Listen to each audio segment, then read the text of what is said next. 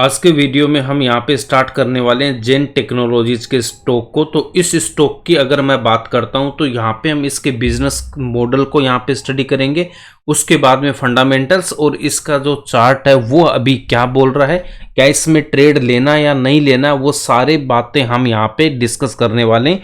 तो इस वीडियो को लास्ट तक आपको जरूर देखना है। तो अगर मैं जेन टेक्नोलॉजीज की बात करता हूं तो ये एक डिफेंस सेक्टर की कंपनी है, इंडियन कंपनी है ये, और डिफेंस सेक्टर की ये एक कंपनी है। 1993 में ये कंपनी स्टार्ट होती है। अब इसके जो प्रोडक्ट्स की अगर मैं बात करता हूं, उससे पहले इसके अगर मैं बात करता हूं हेडक्वार्टर इसका कहां पे, हैदराबाद में है। और इसके जो India, Hyderabad India with offices in India, UAE and USA. अब इसके बाद में हम यहाँ पे आ जाते हैं, ये जो कंपनी है वो यहाँ पे क्या आपके पास में ये लार्जेस्ट किसमें, ड्रोन वाले में। यहाँ पे इसके जो प्रोडक्ट की बात करता हूं तो largest supplier of simulation training equipment and anti drone system in India. तो अब ये बताओ, डिफेंस सेक्टर का एक ये जबरदस्त स्टॉक है। यहाँ पे एंटी ड्रोन सिस्टम, अभी आपने देखा था कहीं पे भी अब वार हो रहा है तो वहां पे हमारे पास में ये एंटी डिफेंस सिस्टम, मतलब अगर मिसाइल्स आ रही है तो एंटी मिसाइल सिस्टम, ड्रोन्स आ रहे हैं तो एंटी ड्रोन सिस्टम। तो ड्रोन से अटैक होता है तो उनको, उनके अटैक से बचने के लिए हमें एंटी ड्रोन सिस्टम की रिक्वायरमेंट होती है। उसमें जेन टेक्नोलॉजी अच्छे से काम कर रही है और इनके जो 90% जो ऑर्डर्स है वो रिपीटेड कस्टमर्स आते हैं। तो इसका मतलब इनके जो प्रोडक्ट है वो शानदार है, ठीक है।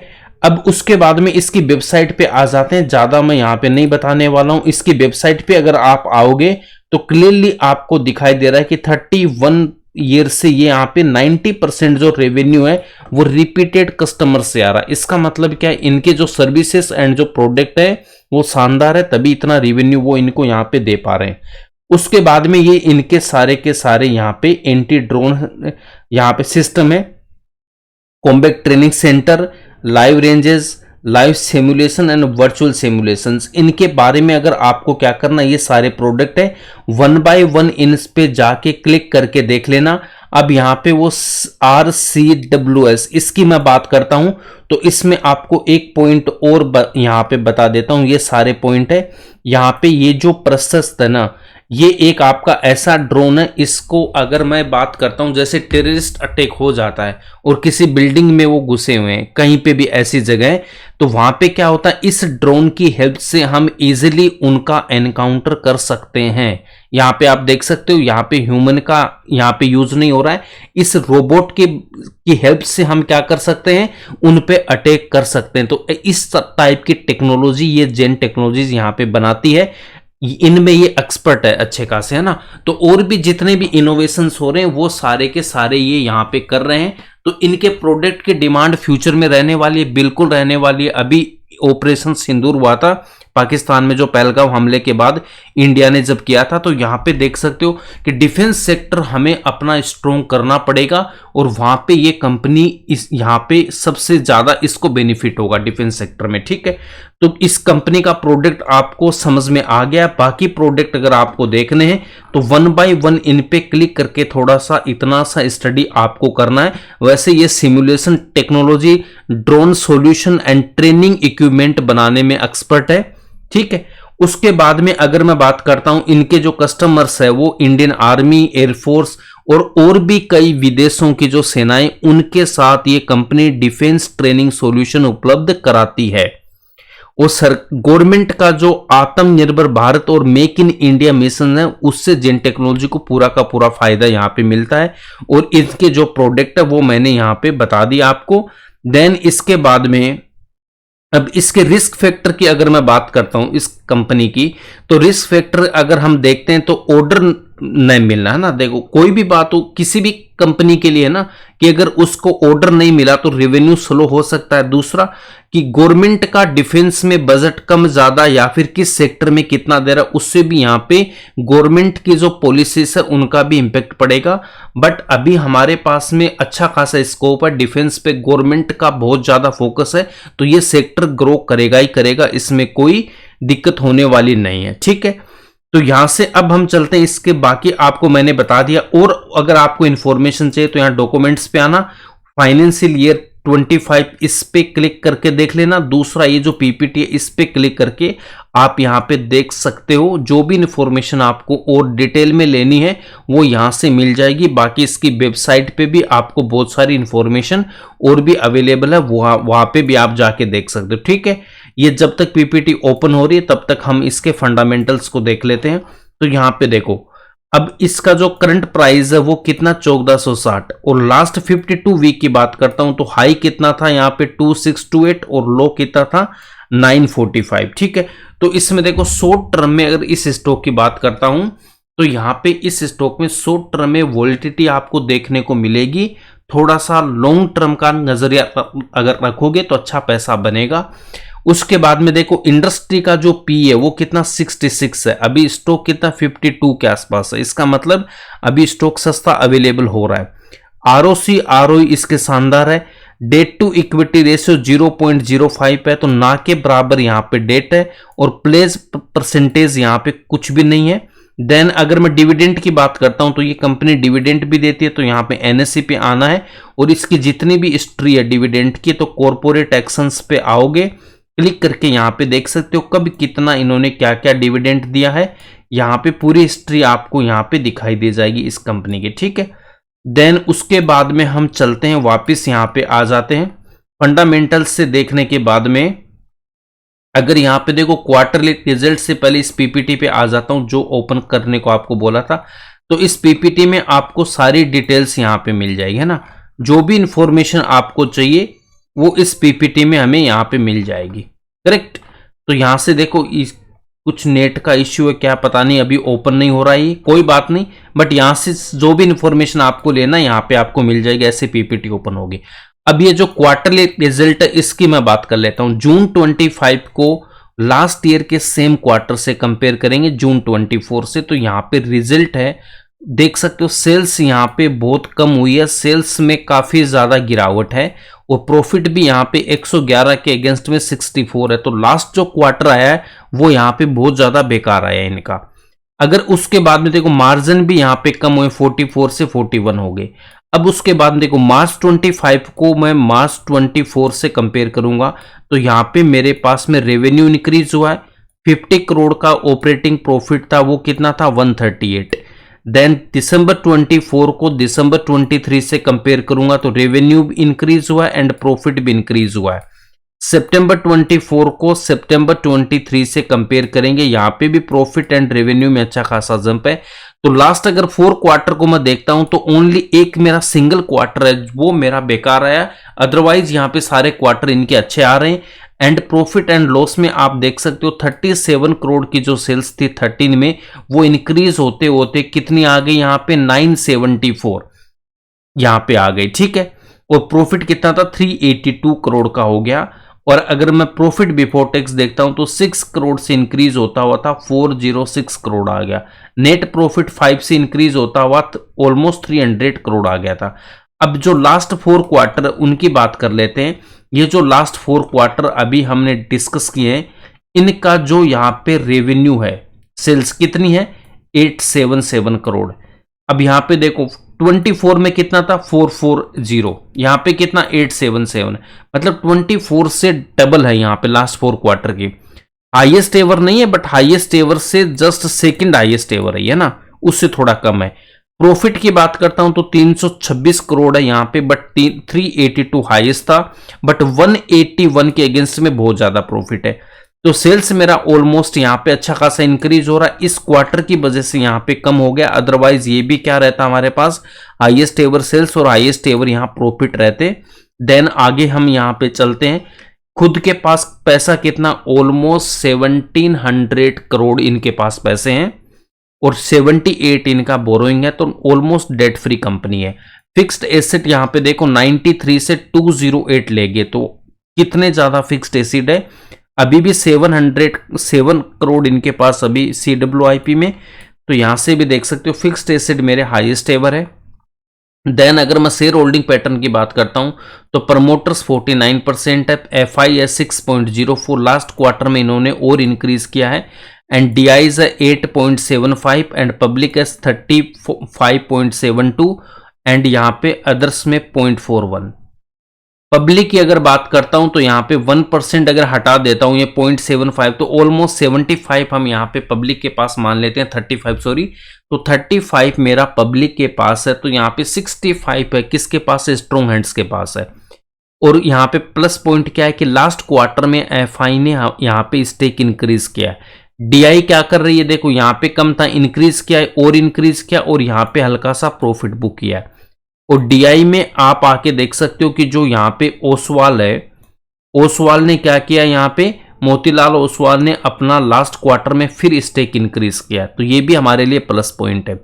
तो एफआई यहाँ पे इंक्रीज कर रही है, मोतीलाल ओसवाल यहाँ पे इसमें यहाँ पे मतलब यहाँ पे ये बायर बने हैं, यहाँ पे इन्होंने पोजीशन अपनी और इंक्रीज की है, तो इन है ना। तो एफआईज डीआईज इनका काम ही क्या होता है, जितने भी फंडामेंटल्स है, फ्यूचर ग्रोथ है कि नहीं, ये सारे देख के ये लोग इन्वेस्टमेंट करते हैं। तो यहां से देख सकते हो 65% यहाँ पे स्ट्रॉन्ग हैंड्स के पास है, ठीक है। और इस पीपीटी में आप यहाँ पे आके देख लेना, जो भी सारी डिटेल्स आपको मिल जाएगी यहाँ पे, ठीक है। इसकी ऑर्डर बुक आप देख सकते हो। अगर मैं ऑर्डर बुक की बात यहाँ पे कर रहा हूं यहाँ पे, तो इनके 750 करोड़ के आसपास के ऑर्डर यहाँ पे इनको ऑलरेडी बुक है, इनके पास इतनी बड़ी इनकी ऑर्डर बुक है, ठीक है। तो यहां से देखो ग्रोथ यहाँ पे इनकी आएगी। तो सारे यहाँ पे देख सो डाइवर्सिफाई यहाँ की इनकी ऑर्डर बुक है। डोमेस्टिक में कितना है, 637 करोड़, और एक्सपोर्ट ये कितने कर रहे हैं, 117 करोड़। तो टोटल जो ऑर्डर बुक है वो यहाँ पे देख सकते हो। डोमेस्टिक के अलावा भी ये क्या है, यहाँ पे इंटरनेशनल जो मार्केट है वहां पे भी अपने प्रोडक्ट को ये एक्सपोर्ट करते हैं, तो ये भी इनके लिए प्लस पॉइंट है। बाकी सारी इंफॉर्मेशन आपको यहाँ पे मिल जाएगी। तो इन शॉर्ट अगर मैं फंडामेंटल्स की बात करता हूं तो स्ट्रॉन्ग शेयर होल्डिंग पैटर्न है। लास्ट क्वार्टर में एफआई एंड मोतीलाल ओसवाल ने अपना यहां पे इंक्रीज किया है stake. Then almost company debt free है, ठीक है। फिक्स्ड एसेट मेरे हाईएस्ट एवर है, रिजर्व कंपनी के पास हाईएस्ट एवर है। देन यहां पे अगर लास्ट क्वार्टर को छोड़ देता हूं तो लास्ट 4 क्वार्टर में 3 क्वार्टर शानदार आए हैं, और यहां पे इसकी लगातार ग्रो हो रही, अच्छी ऑर्डर बुक है। देन अब हम चलते हैं इसके चार्ट पे आ जाते हैं। तो ऑल टाइम का अगर आप यहाँ पे चार्ट देखते हो तो ये स्टॉक जब इतना ज्यादा रिटर्न यहां से दे देता है, या फिर एक कंसोलिडेट फेज में रहता है ये, इसका जो मेन रिटर्न आता है वो यहां से आता है आपके पास में 23 से, और ये कितना परसेंटेज का देता है, ऑलमोस्ट 12 टाइम्स यहाँ पे पैसा बन जाता है। जब इतना बड़ा गेन आ जाता है इतने कम टाइम में, 23 से जेन 25, मतलब कितने ईयर में, यहाँ पे ऑलमोस्ट 2 ईयर्स में 12 टाइम्स पैसा बनाना बहुत बड़ी बात होती है। ऑलरेडी मल्टी बैगर ये स्टॉक यहाँ पे बन चुका है। तो जब इतना ज्यादा रिटर्न देगा तो ऑब्वियसली यहाँ पे प्रॉफिट बुकिंग आएगी, और यहाँ से ये स्टॉक ऑल टाइम हाई से ऑलमोस्ट 65% स्टॉक ये टूट जाता है ना। तो जब इतना रिटर्न 2 साल में देगा कम टाइम में, तो यहाँ पे आपका टाइम करेक्शन आना ही आना है। तो स्टॉक में प्रॉफिट बुकिंग आती है, 63 तक ये लो बनाता है। देन वहां से जब ये वापस चलना स्टार्ट होता है स्टॉक, तो इस बॉटम से जब ये चलना स्टार्ट करता है तो इसने ऑलरेडी 120% का गेन देता है। देन अगेन यहाँ पे ये थोड़ा सा डाउन आता है, और कितना परसेंटेज, अभी भी यहां से 40% डाउन है। और अगर मैं लाइफ टाइम हाई से बात करता हूं तो 45% अभी भी ये डाउन है स्टॉक, ठीक है। अब इसमें हमें ट्रेड कैसे करना वो हम यहां पे देखते हैं। देखो अभी ये जो स्टॉक है यहां पे अच्छा खासा सपोर्ट इसका है, और ये एक अच्छे खासे सपोर्ट पे अभी ये स्टॉक यहां पे खड़ा हुआ है। और इधर भी मैं देखता हूं तो इसका यहां पे अच्छा खासा सपोर्ट बना हुआ है। तो ये एक शानदार सपोर्ट पे अभी स्टॉक है। इसके बाद और कहीं सपोर्ट है क्या, नहीं है, ठीक है। तो अच्छे खासे सपोर्ट पे ये स्टॉक अभी यहाँ पे ट्रेड कर रहा है। तो इसके जो टारगेट्स हैं वो अलग अलग टारगेट्स आएंगे हमारे लिए।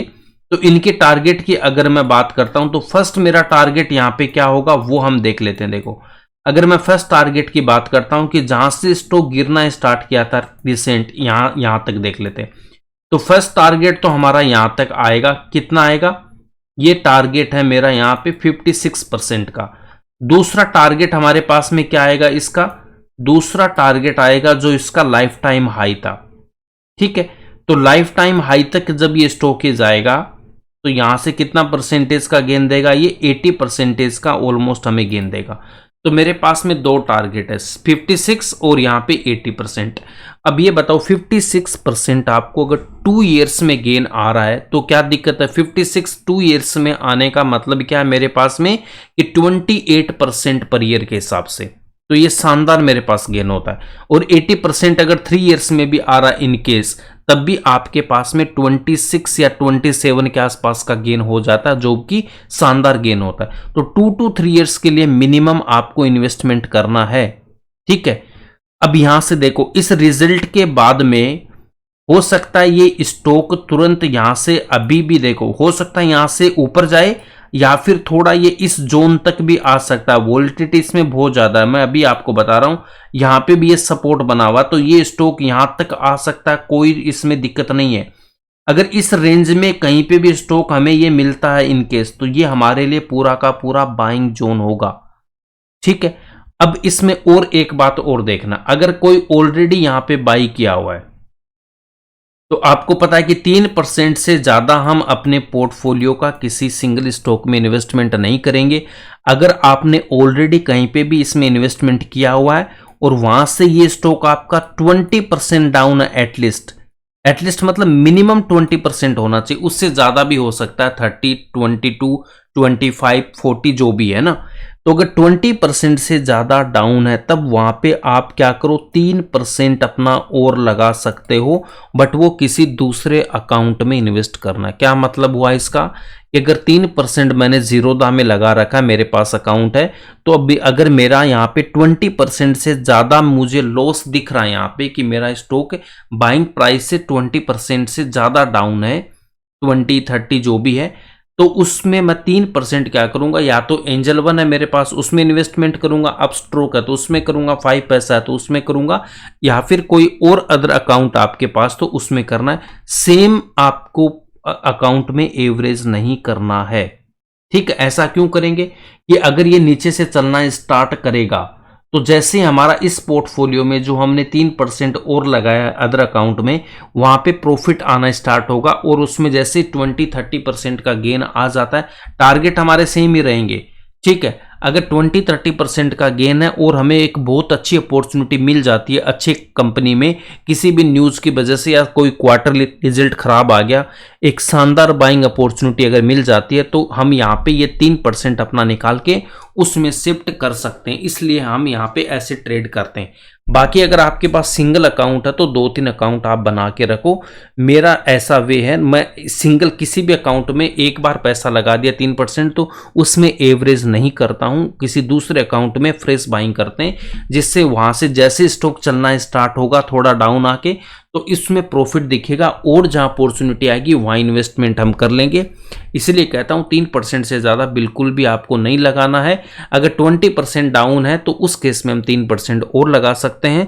तो यहाँ पे अपॉर्चुनिटी बहुत मिलेगी, हमें डिसिप्लिन से काम करना है, ग्रेडी नहीं बनना है कि चलो स्टॉक अच्छा खासा नीचे यहाँ पे मिल रहा है सारा पैसा लगा देता हूँ, ऐसी गलती बिल्कुल भी नहीं करनी और 2-3 स्टॉक भी नहीं रखने हैं।